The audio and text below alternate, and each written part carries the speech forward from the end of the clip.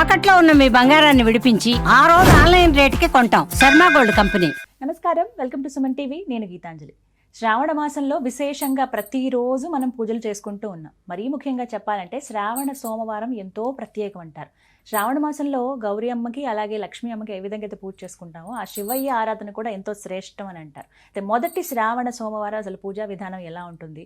మరీ ముఖ్యంగా మనం నిత్యం చేసే పనుల్లో చాలా ఆటంకాలు ఎదురవుతూ ఉంటాయి. ఎందుకు అవాంతరాలు వస్తున్నాయో కూడా మనకు అర్థం కాని పరిస్థితి. వీటికి కారణాలు ఏంటి? అలాగే వీటికి ఏమన్నా పరిహారం ఉంటుందా? ఖచ్చితంగా ఈ సోమవారం రోజున ఈ చిన్న పరిహారం చేసుకుంటే వీటన్నిటి నుంచి ఆ శివయ్య మనల్ని బయటపడేస్తాడని చెప్తూ ఉన్నారు. అయితే వీటి గురించి వివరాలు తెలుసుకుందాం. వివరించేందుకు ప్రస్తుతం మనతో పాటు ఉన్నారు ప్రముఖ జ్యోతిషులు బ్రహ్మశ్రీ నందిభట్ల శ్రీహరి శర్మ గురువు గారు. వారితో మాట్లాడదాం. గురుగారు నమస్కారం అండి. వాగర్థావివ సంపృక్తౌ వాగర్థ ప్రతిపత్తయే జగతః పితరౌ వందే పార్వతీ పరమేశ్వరౌ. ఆదిత్యాయ చ సోమాయ మంగళాయ బుధాయ చ గురుశుక్ర శనిభ్యశ్చ రాహవే కేతవే నమః. శృంగేరి జగద్గురు పీఠాధిపతులకి, కంచి పీఠాధిపతులకి నమస్కారములు తెలియజేసుకుంటూ కార్యక్రమాన్ని ప్రారంభిద్దాం. శ్రావణ సోమవారం నేను అన్నది నిజమేనా గురువుగారు? ఎందుకంటే చాలామంది మీలాంటి పెద్దవాళ్ళు చెప్పారు, గౌరీ అమ్మకి లక్ష్మీ అమ్మవారికి ఎలా చేసుకుంటామో శ్రావణ మాసంలో శివయ్య ఆరాధన కూడా ఎంతో ముఖ్యం అని అంటారు. నిజమేనా?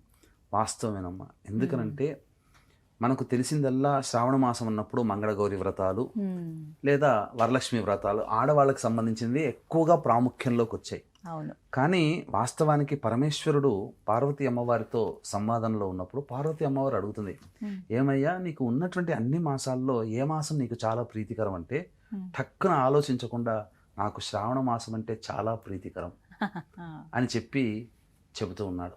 కాబట్టి మన దగ్గర తక్కువ, కానీ నార్త్ సైడ్ వాళ్ళు మాత్రం ఇంట్లో చక్కగా తీసుకుని వెళ్ళినటువంటి శుద్ధమైన జలాన్ని కావడిలో మోసుకొని వాళ్ళు ఉన్నటువంటి ఊరికి దగ్గరలో ఏదైతే సిద్ధక్షేత్రం లేదా జ్యోతిర్లింగ క్షేత్రం ఉంటుందో కావడిలో మోసుకొని వెళ్ళి కాలి నడకన వెళ్ళి ఆ స్వామిని దర్శించుకొని ఆ నీటితో అభిషేకం చేసి ఆ స్వామికి మొక్కు పెట్టుకుంటారమ్మా, నడిచి వస్తానని చెప్పి ఆ మొక్కు తీర్చడం కోసం వెళతారు. ఎందుకంటే వాళ్ళకి ఆ శివానుగ్రహం వల్ల పనులన్నీ అయిపోతున్నాయి కాబట్టి ఆ భోలే బాబా అని చెప్పి చాలా గొప్పగా చేస్తుంటారు. మరి మనం ఎలా చేసుకోవాలండి మొదటి శ్రావణ మాసం? అయితే ఆ రోజు ఉన్నటువంటిది ఏంటంటే ఈ శ్రావణ మాసములో ముఖ్యంగా లక్ష్మీ అనుగ్రహం కలగడానికి అద్భుతమైన పరిహారం ఉంది. తర్వాత పనులలో ఆటంకాలు, ముఖ్యంగా చాలామంది ఎన్నో ప్రయత్నాలు చేస్తుంటారు. ఈ శ్రావణ మాసం మంచి రోజులు వస్తున్నాయి, దేవుడి అనుగ్రహం కలుగుతుందిగా అని చెప్పి ఎదురు చూసేవాళ్ళు కూడా ఉంటుంటారు. ఆ శివయ్యని ఆరాధన చెయ్యాలని చెప్పి ఆలోచన చేసుకుని ఆ శివయ్యను బాగా ఆరాధిస్తారు. కాబట్టి ఆటంకాల నివారణకి, లక్ష్మీ ప్రాప్తికి సంబంధించి ఈ శ్రావణ మాసం మొదటి వారమైనటువంటి ఈ 28వ తారీఖు రోజున, జూలై 28వ తారీఖు రోజున అద్భుతమైన పరిహారం ఒకటి ఉందమ్మా. దాన్ని తప్పకుండా చేసుకోవాలి. అందులో ముఖ్యంగా ఆ రోజు ఉన్నటువంటి నక్షత్రం అంటే ఏంటి? పుబ్బా నక్షత్రం, పూర్వ ఫల్గుని నక్షత్రం, శుద్ధ చవితి ఆ రోజున. కాబట్టి అందులో ఏంటనంటే పుబ్బా నక్షత్రంలో ఎవరు జన్మిస్తారంటే మహారాణులు జన్మిస్తారని అంటారు. మహారాణిగా జీవించగలిగే వాళ్ళు పుబ్బా నక్షత్రంలో పుడతారు. అటువంటి జాతకులు ఆడవాళ్ళు. కాబట్టి సాధారణంగా లక్ష్మీ ప్రాప్తికి అనువైనటువంటి రోజు. కాబట్టి ఆ పరమేశ్వరుణ్ణి చక్కగా విభూతితో కానీ లేదా విభూతి కలిపినటువంటి నీటితో కానీ ఆ ఈశ్వరుడికి కనుక అభిషేకం జరిపించి మారేడు దళాలతో కనుక అర్చన చేసినట్లయితే ఖచ్చితంగా వాళ్ళకి లక్ష్మీ ప్రాప్తి కలుగుతుంది. వివాహం కావలసినటువంటి అబ్బాయిలకి అమ్మాయిలకి ఖచ్చితంగా వివాహం జరిగి తీరుతుంది. దాంపత్య సమస్యలు ఉన్న వాళ్ళకి తొలగిపోతాయి. ఈ శివారాధన సోమవారం రోజున చేయాలి. కాకపోతే ముందు రోజు నుంచి, ఆదివారం నుంచి కొన్ని నియమాలు పాటించాలమ్మా. అంటే ఆదివారం రోజున మద్యపానము, ధూమపానము, మాంసాహారము నిషిద్ధము. రాత్రిపూట బ్రహ్మచర్య వ్రతం ఉండాలి. ఆ రోజంతా రాత్రిపూట శయనం అంటే నేల మీద పడుకొని ఉండడం. తెల్లవారి లేచి సూర్యోదయానికి ముందే లేచి కాలకృత్యాదులు తీర్చుకొని శివాలయానికి చేరుకొని నవగ్రహాల చుట్టూ శివాయ నమః అంటూ 27 ప్రదక్షిణలు చేసి తదనంతరం శివుడికి అభిషేకం, అర్చన చేసుకోవాలి. ఈ విధంగా చేసుకున్నటువంటి వాళ్ళకి ముఖ్యంగా ఆ రోజు ఉపవాసం ఉండి మళ్ళీ సాయంకాల ప్రదోషకాల సమయంలో శివునికి దర్శనం చేసుకొని చంద్రుని చూసి నమస్కారం చేసి భోజనం చేస్తే శివానుగ్రహం అతి త్వరలో కలుగుతుంది. తర్వాత దీనికి సంబంధించి పనులలో ఆటంకాలు ఎదురయ్యేటువంటి వాళ్ళని అనుకున్నాం కదా, ప్రతి పనులలో ఉద్యోగం కావచ్చు, ఏదైనా కానీ పనులలో ఆటంకాలు ఉన్నవాళ్ళు ఈరోజు ఒక గొప్పదైనటువంటి పరిహారం ఒకటి ఉందమ్మా. అయితే వీక్షించేటువంటి ప్రేక్షకులు కూడా ఈ ఆగస్టు 8వ తారీఖు రోజున వరలక్ష్మి వ్రతము, పౌర్ణమి కూడా ఉన్నది. అలాగే విష్ణు నక్షత్రం శ్రవణ నక్షత్రంలో కలిసినటువంటి అద్భుతమైనటువంటి అలభ్య పుణ్యతిథి.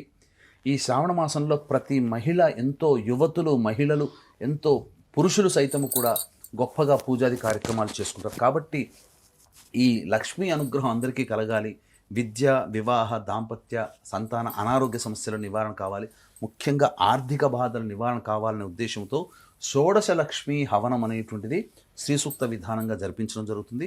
వీటితో పాటుగా మేష, మిథున, కర్కాటక, సింహ, కన్య, వృశ్చిక, ధనస్సు, కుంభమీన రాశుల్లో జన్మించిన వారికి, మొత్తం 12 రాశుల్లో జన్మించినటువంటి వారికి శని దోషము ఉన్నది కాబట్టి శని దోష నివారణ కూడా జరిపించడం జరుగుతుంది. ఈ కార్యక్రమంలో నమోదు చేసుకున్నటువంటి తామర పూసమాల మీకు అందివ్వడం జరుగుతుంది. అవకాశం ఉన్న వాళ్ళు కార్యక్రమ తదనంతరం కాంటాక్ట్ చేసి మీ గోత్రనామాలు నమోదు చేసుకోవచ్చు. సాయంత్రం 7 గంటలకు ప్రారంభమవుతుంది. 5 గంటల లోపల మీ గోత్రనామాలు నమోదు చేసుకోవచ్చు. ఇక ఆ రోజున పనులలో ఉండేటువంటి ఆటంకాల నివారణకి గణపతి వ్రతం ఆచరించాలమ్మా. దూర్వా గణపతి వ్రతం అని ఉంటుంది. ఖచ్చితంగా ఆ రోజున గణపతి దేవాలయానికి వెళ్ళి, లేదా ఇంట్లో ఉన్నటువంటి గణపతికైనా కానీ దూర్వాంకురములు అంటే గరిక, అల్లు చాలా మంది వేర్లతో సహా, కాండములతో సహా తీసుకొచ్చి పూజ చేస్తారు.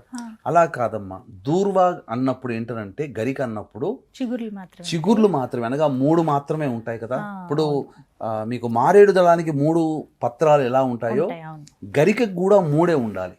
ఆ కిందది తీసేసుకొని ఆ 3 ఉన్న దాంతోనే ఆ గణపతికి అర్చన గనక చేసినట్లయితే ఇంట్లోనే చేసుకోవచ్చు, లేదా దేవాలయంలోనే కానీ గణపతికి విశేషంగా అర్చన చేసి ఆ దూర్వాంకురాలతో కలిపినటువంటి మాలని గణపతికి హారంగా వేసిన అద్భుతమైనటువంటి ఫలితం. ఆ రోజున దూర్వా గణపతి వ్రతం ఖచ్చితంగా చేస్తే గనక, వినాయక వ్రతము లేదా సంకష్టహర చతుర్థి చేస్తే ఎలాంటి ఫలితం కలుగుతుందో అలాంటి ఫలితం ఈ యొక్క పూర్వ ఫలు నక్షత్రం శుద్ధ చవితి కలిసినటువంటి 28వ తారీఖు రోజున, జూలై 28వ తారీఖు రోజున చేసినటువంటి వాళ్ళకి ఆ ఫలితం కలుగుతుంది. తప్పకుండా నిర్విఘ్నంగా వాళ్ళ కార్యాలన్నీ కూడాను ముందుకు వెళతాయి. ఎటువంటి ఆటంకాలు ఉండవు. పరిశ్రమల్లో కానీ, వ్యక్తిగత జీవితంలో కానీ, వైవాహిక జీవితంలో కానీ, సాంఘిక జీవనంలో కానీ, ఎక్కడైనప్పటికీ కూడా ఆ యొక్క పనులన్నీ కూడా, ఆటంకాలు ఉన్నవన్నీ కూడా నివారణ అయిపోయి ముందుకు సాగుతాయని చెప్పవచ్చు. ఈ విధంగా శ్రావణ మొదటి సోమవారం చేసుకోవచ్చు. ధన్యవాదాలు గురుగారు. నమస్కారం. సర్వం శ్రీ ఉమామహేశ్వర పరబ్రహ్మార్పణమస్తు.